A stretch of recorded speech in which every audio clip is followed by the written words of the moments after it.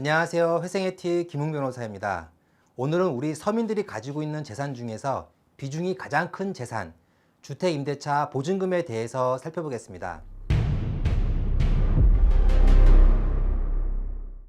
먼저 재산하면 개내생에서 가장 중요한 원칙은 청산가치 보장의 원칙입니다.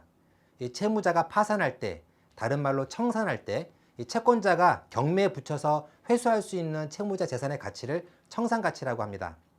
이 채무자를 파산이 아닌 회생을 시킬 때도 최소한 청산가치 이상은 변제되어야 한다는 것이 청산가치 보장의 원칙입니다.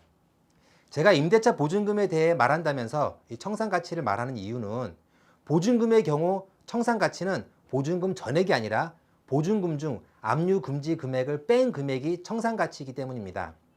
이 주택임대차보호법에서 서민의 주거 안정을 위해서 보증금 중 일정 금액은 소위 소액보증금이라고 하여 채권자가 압류할 수 없도록 규정해 놓았습니다. 채권자가 압류할 수 없기 때문에 청산가치에서 빠지는 것입니다. 참고로 예금과 급여는 185만 원, 보험해약 환급금은 150만 원이 압류금지 금액입니다. 그럼 임대보증금 중 압류금지 금액은 지역별로 다른데 얼마인지 한번 살펴보겠습니다. 서울을 예를 들어서 말씀드리면 보증금 중 5천만 원은 압류금지 채권에 해당하여 채권자가 강제집행을 할 수 없습니다. 따라서 개인회생에서도 채권자가 강제집행을 할 수 없는 압류금지 채권은 청산가치에서 빠지게 되는 것입니다. 그런데 서울의 경우 보증금이 1억 5천만 원이 넘으면 주택임대차보호법이 적용되지 않습니다. 그래서 보증금이 1억 5천만 원 이상인 경우에는 채권자는 보증금 전액을 압류할 수 있습니다. 보증금이 1억 5천 이상이면 서민이 아니라는 것이죠. 하지만 이 주택임대차보호법을 적용할 수 없다고 하더라도, 즉 서울의 경우 보증금이 1억 5천만 원 이상이라고 해도 길은 있습니다. 이 개인회생에서는 면제재산 제도라는 것이 있는데 보증금이 1억 5천만 원을 넘지만 이 채무자의 주거 보장을 위해서 5천만 원은 면제재산으로 인정해달라고 면제재산 신청하시면 됩니다. 법원에서 면제재산 신청을 받아들이면 청산가치에서 5천만 원을 뺄 수 있습니다. 그런데 지역별로 이 주택임대차보호법 적용 한도와 압류금지 금액이 다릅니다. 압류금지 금액이 가장 큰 지역은 서울로 5천만 원이고 가장 작은 지역은 농촌 지역으로 2천만 원입니다. 참고로 투더코의 재산정보에서 임대차 보증금 항목을 선택해서 주소를 입력하면 자동으로 조회가 되니까 자기 지역의 소액보증금이 얼마인지 궁금하신 분은 투더코를 한번 이용해 보세요. 자, 지금까지 이제 소액보증금 관련해서 살펴보았고요. 다음은 전세자금 대출에 대해서 살펴보겠습니다. 서민의 주거 안정을 위해서 주택도시보증공사 등 공적 금융기관의 보증으로 전세자금 대출이 이루어지고 있습니다. 이 전세자금 대출이 신용대출인 경우에는 대출금의 용도는 전세보증금으로 제한되어 있지만 전세 기간이 끝나면 보증금은 임차인인 채무자에게 반환되기 때문에 완전한 채무자의 재산입니다.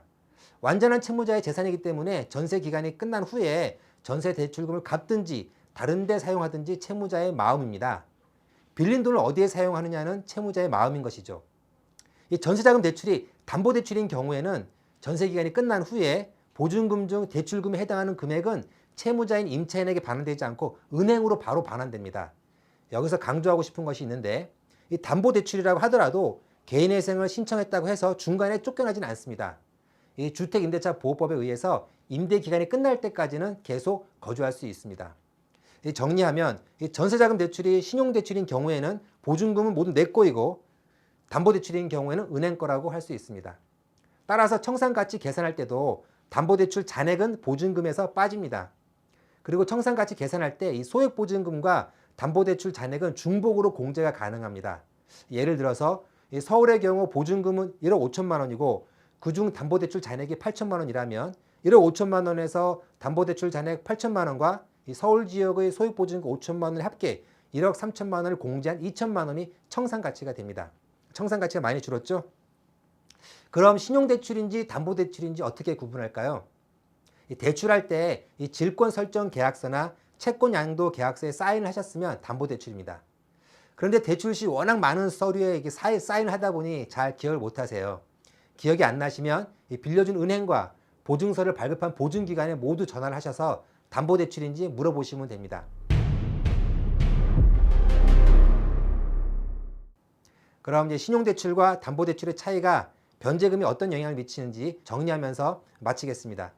신용대출이면 전세보증금이 전부 내 재산이니까 담보대출인 경우보다 청산가치가 높아지겠죠? 청산가치가 높아지면 변제금이 높아지겠죠. 대신에 전세보증금은 모두 내 겁니다. 거꾸로 담보대출이면 신용대출인 경우보다 청산가치가 낮아지니까 변제금이 낮아지겠죠. 대신에 전세보증금 중 이 담보대출액은 임대기간이 끝나면 은행이 가져갑니다. 네, 감사합니다. 지금까지 회생에티 김웅 변호사였습니다.